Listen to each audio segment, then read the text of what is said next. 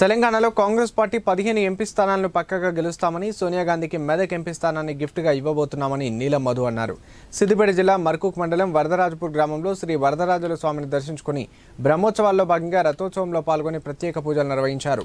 దేవాలయ పరిసర ప్రాంతాలను పర్యవేక్షించిన అనంతరం ఆయన మీడియాతో మాట్లాడుతూ రాష్ట్ర ప్రజలను క్షేమంగా చూసుకోవాలని ఆ స్వామిని కోరడం జరిగిందని, ముఖ్యమంత్రి రేవంత్ రెడ్డితో మాట్లాడి ఎలక్షన్ కోడ్ అనంతరం దేవాలయ పునర్నిర్మాణానికి కావాల్సిన నిధులు మంజూరు చేపిస్తారని హామీ ఇచ్చారు.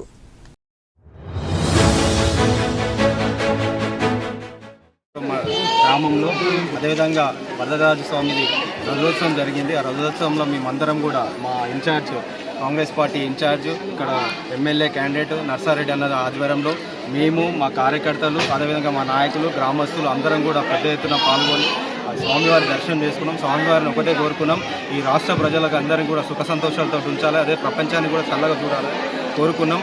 రేపు కూడా ఈ ఎలక్షన్ కోడ్ అయిన తర్వాత కూడా గుడి పునర్నిర్మాణంలో ఉంది.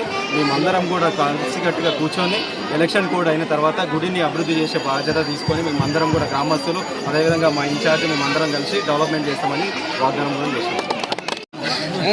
గెలుస్తున్నాం, మేము మెజారిటీ అనేది ఇస్తున్నాం. మెదక్ పార్లమెంట్ కాంగ్రెస్ పార్టీ, ఎందుకంటే సోనియా గాంధీ గారికి గిఫ్ట్ ఇస్తున్నాం. ఎన్ని స్థానాలు గెలుస్తున్నారు సార్? సుమారుగా 9 నుంచి 14 స్థానాలు గెలుస్తున్నాం.